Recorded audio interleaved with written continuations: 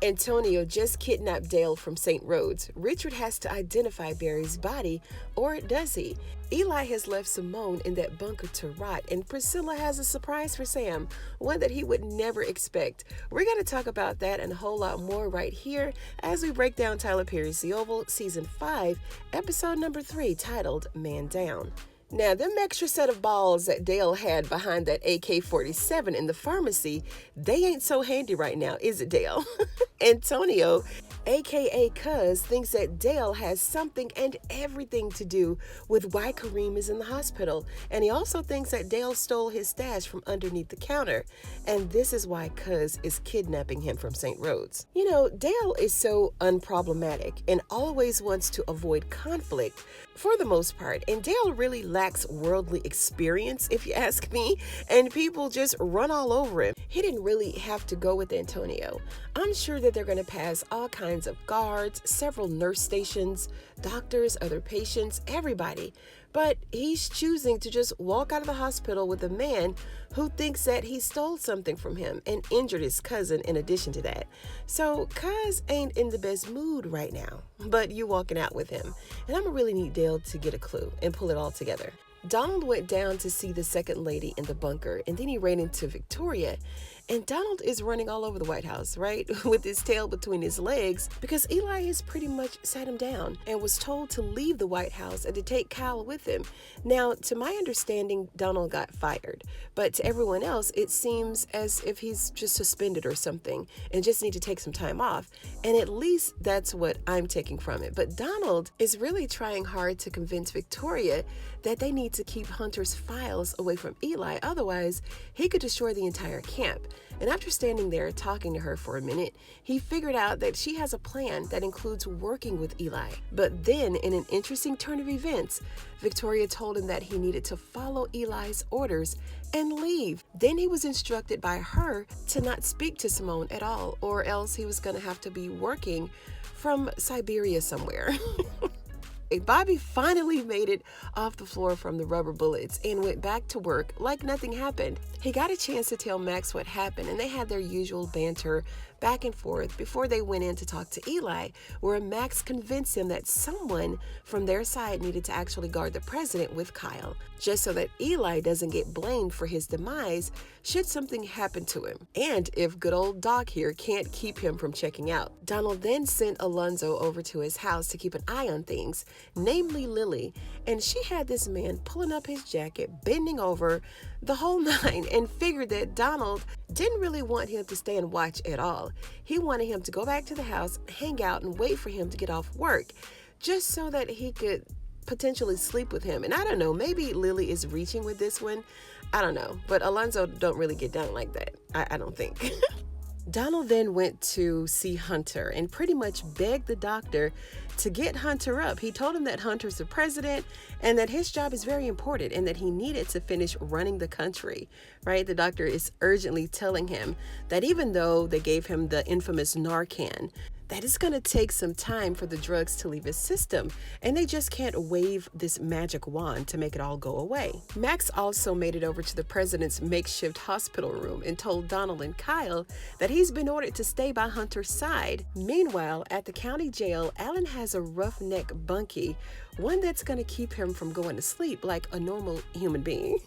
The bunkie told him that he was sent there to help him to leave Earth, and he's actually trying to walk Alan through it, telling him that it wasn't personal, it'll be quick, and as soon as the lights go out and they switch shifts, it's gonna be lights out for him too. Alan then started yelling for the guards, but the bunkie told him that everybody's been paid off. They already know what's up and that yelling is not gonna do him any good. Do y'all think that this will now make him talk to Desiree? That's if he gets a chance to. Donald is still making his rounds, keeping up-ish. And don't want to go home.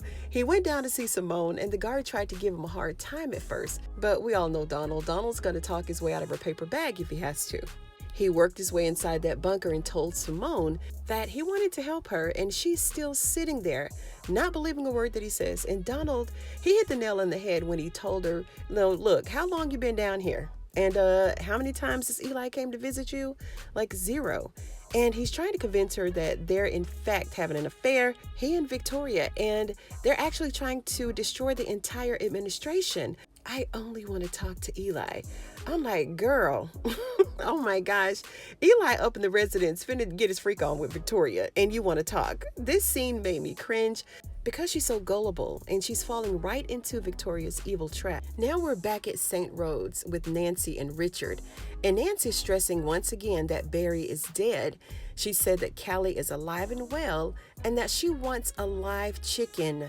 Why? We don't know. She's still tripping off those drugs that she got from the highest, and she's eager to do handstands and cartwheels right there in the hospital bed. And the doctor says that Nancy's going to be okay. It's just going to take a while for the drugs to dissolve in her system as well. And Richard had to leave her there with her racing thoughts. He had to take that long walk down to the morgue to identify Barry's body. Now, the security guard told Richard what had happened to him. He opened the drawer, and there was Barry lying there, all cut up and bruised, kind of dead. And for some reason, for a split second, I didn't believe that it was Barry at all, but I think that it is, because Kareem certainly knows what Barry looks like, and they even got rid of the body. So we thought. And while they were wrapping him up in the rug and doing all this other foolishness, I'm sure he would have noticed that if it was anyone other than Barry. Then in our final scene, we have narcissistic Sam and scary Priscilla, and it was the usual back and forth with them. He wants Priscilla to give him the utmost respect as his wife, all while he's still pushing his indecency under the rug and shooting rounds of rubber bullets on whoever she decides to sleep with outside of their marriage. Even though Sam kept apologizing to her and being regretful, that still didn't keep that army of men off his ass. Apparently, Priscilla hired some goons to come in and jump Sam. Now, that was funny. No one expected that at all. Now we know who these men were beating Sam up in the season 5 trailer. So this concludes the episode, guys. And what I liked about this episode was the final scene with Sam and Priscilla, because in her own way, she's now dealing with getting some sort of satisfaction and relief from what Sam has done to her without degrading herself by doing what he did to her. So that was pretty cool. And what I didn't like about the episode is how gullible Simone is. She has a tough as nail persona about herself, especially when it comes to Victoria. And to see her to be, being so naive when she hears Eli's truth, it's a bit disheartening because it's out of alignment with the character traits, right? And it puts her right back into this weak category again. Although I know it's a little hard to believe because that's your husband, right? And you want to believe the best. You want to just think good things about him, but she's choosing to ignore all the telltale signs, all of the obvious ones, like the earring being in his jacket, all of the secret phone calls, his sudden disinterest in having, sex with her, all of these things. She's ignoring all the hard proof. And that's what I didn't like about this episode. And these events keeps her in this unwavering position. And I just need her to stand firm on something like Eli's truth, right?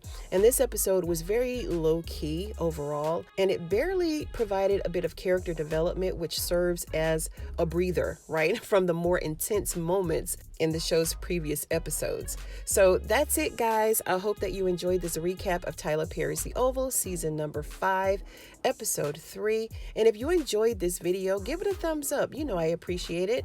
And if you're a fan of Tyler Perry's The Oval, go ahead and subscribe to the channel for more videos just like this one. You guys stay safe and be good to yourself and to each other. And I'll see you on the next one.